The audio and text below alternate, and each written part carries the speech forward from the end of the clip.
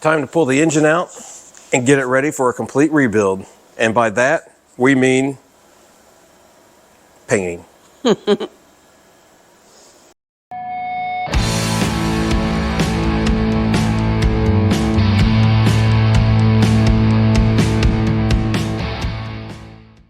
say we roll it right in front of the fire.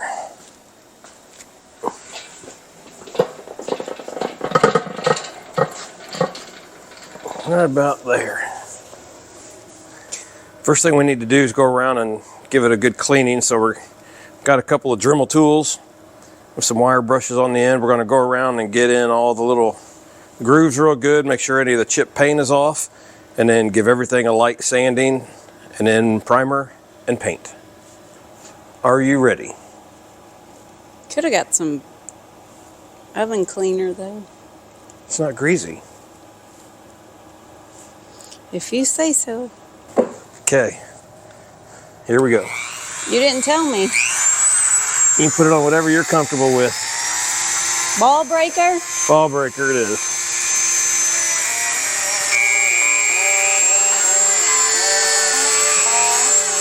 This is going to take a while. Okay, let's just paint it. We don't got this kind of time.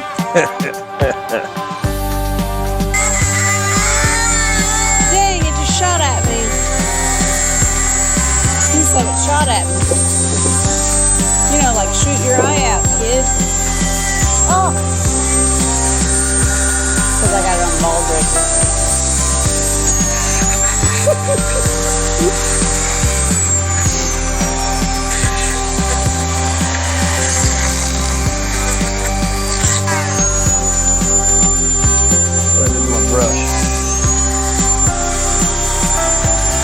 I've had mine on ball breaker. Check it out. Yours did way better than mine did. Yeah, it's shooting me. Well, I was taking paint off. I didn't know what you really wanted me to do. We're just playing around now. Oh, it shot me. Okay, this girl's about to get some safety glasses on. All right, that's it. I gotta look at your side. What? My ball breaker 9000 here. I might need some safety glasses because I like to hit warp speed. You clean anything around here? So violent. I have no nubs. New nubs. Clean as a whistle.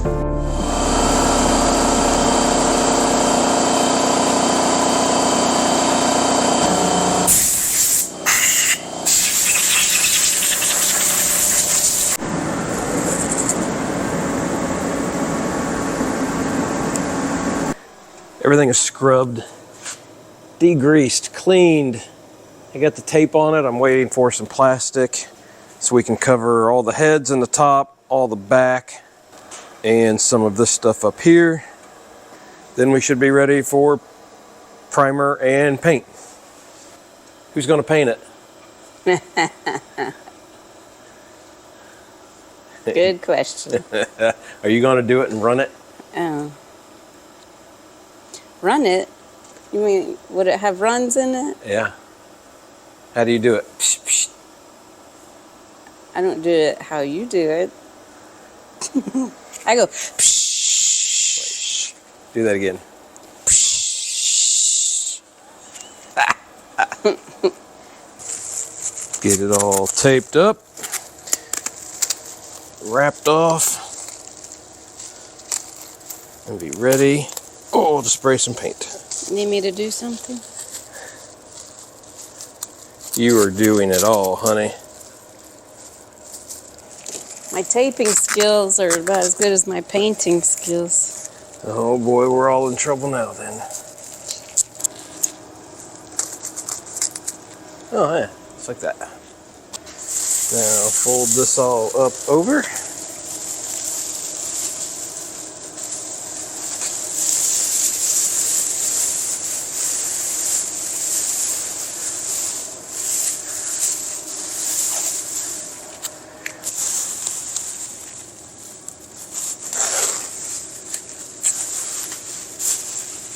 That's way faster than taping it all off of paper. Okay, now oil pan.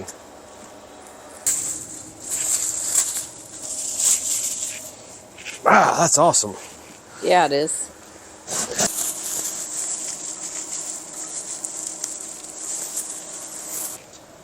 Using that plastic is amazing.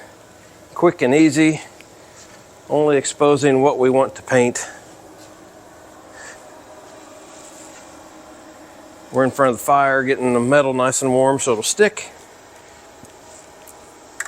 First, we're going to use some of this Rust-Oleum high heat primer up to 2,000 degrees before we put on the paint. Shake, shake, shake, shake, shake. Shake what your mama gave you.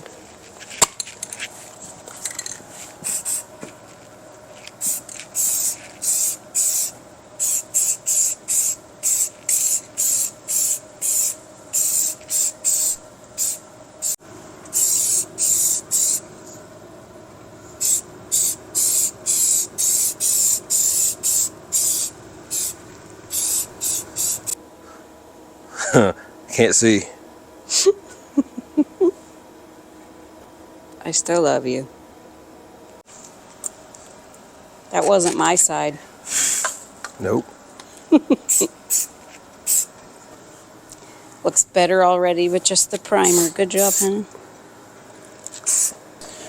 Everything is all primed up. It's been sitting in front of the fire for a little bit. Gonna let it bake just a little bit longer here in front of the fire. And then it will be time to put on some paint. And the paint we chose is high heat, 2,000 degree Fahrenheit, ceramic coating, aluminum. So hopefully that'll look good.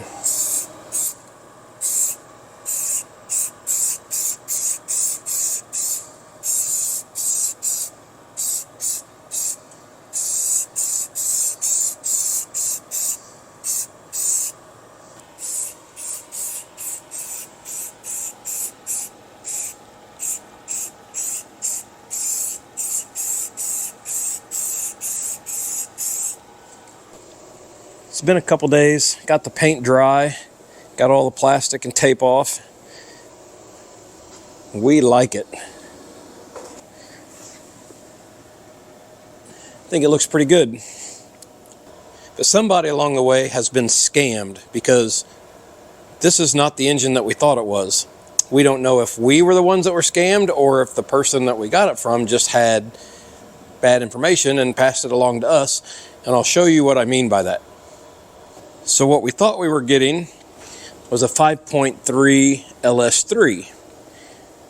But one of the things that I found on my research is an LS3 will have the crank sensor up here on the timing cover, and this one does not. It is actually back on the back of the block. Then on the back of the block we found this stamp, 12551358, which shows that this motor came out of a truck, probably around 2001. So what we don't have is an LS3. What we do have is an LM7 with 243 heads on it, which should be better for combustion and power. And from everybody I've talked to, this should still work just as well as the LS3. Also looking for an LS motor mount to mount there. I think there's an adjustable one that you could use to be able to use these same mounting locations on the front cross member and to use the stock motor mounts. So the only way to tell whether it's a 4.8 or a 5.3 is to take a bore scope down in there and look at the tops of the pistons. If it is a flat piston, it's a 4.8, and if it's a cupped, it is a 5.3. So I got a bore scope on order. It should be here tomorrow, and once it comes in, we will dig into it and see what we really have. Well, it has been many days since the last time we was out here. Very busy schedule at work, kids, sub-zero temperatures, but we're back out here now. But before we get to seeing exactly what we have here, I want to say thank you to the ones who have sent the positive comments about the project that we're doing. It's not for everybody. I get it. Just the route we're taking. It's where we want to spend our money, how we want to spend our time. We've had people post comments that they are doing the exact same sort of LS swap in the exact same model car, which I think is extremely cool. But we also had a couple of viewers reach out. One of them in particular, whose name is Josh, was kind enough to send us some pictures of his 1956 Ford that he took with a camera from the 1950s for authenticity. So before we dig into checking whether this is a 4.8 or a 5.3, I want to take a couple of seconds, say thank you to Josh. And here is a clip of the pictures that he sent of his car and him and his wife.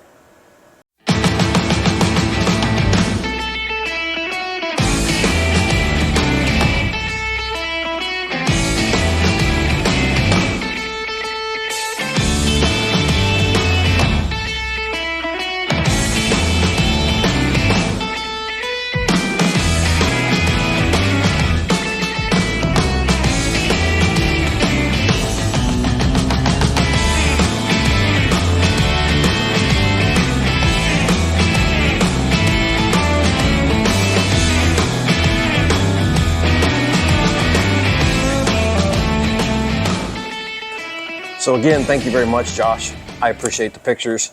Hopefully I did them justice on the little review we did there. But now we're gonna take our bore scope that just came in and we're gonna jam it down these spark plug holes and see exactly what type of engine we have. Okay, let's see what we have here. Okay, I'm gonna try to get all this on camera. So in we go. There you can see cupped piston. So we do indeed have a 5.3. The cylinder walls look pretty good from what I can tell. Let's check the next one. Down into the second hole. Cylinder walls look pretty good. All right, I'm happy with that. So do we think that we got scammed when we purchased this engine? Absolutely not. We just didn't know what to look for. We think that as time goes on, you start pulling motors out of vehicles, details get lost. Pretty sure the person we got it from believed it was a LS3 5.3. Maybe he didn't know what he was looking for. But a little bit of research showed us what we do have. We are extremely happy with what we do have. We think it'll be a great motor for the project that we're doing, and we are thrilled with the purchase so far. So I say that's good news. I'm happy it's 5.3. So what's the next steps for this? Not really sure. That is all part of the journey. That is part of what makes it exciting for us. That is part of why this interests us so much. Learning new skills as we go, meeting great new people along the journey. Me and my wife are having a great time working on this project together, doing the research. I think she does more research on it than I do, but that is more important than the actual project itself, I think. Spending time with family, learning new skills, and there's still a ton of work that needs to be done. We still have to figure out an entire parts catalog of what we have, what we don't have, what we need to buy, how we're going to get it set in the car, transmissions, wiring, power steering, brakes, front end, just a long list. But we will figure it out. Hopefully you come along for the journey. If you have any tips or suggestions, put them down in the comments. Hopefully you enjoyed the video. Thanks for watching. We appreciate it very much, and we will see you on the next one.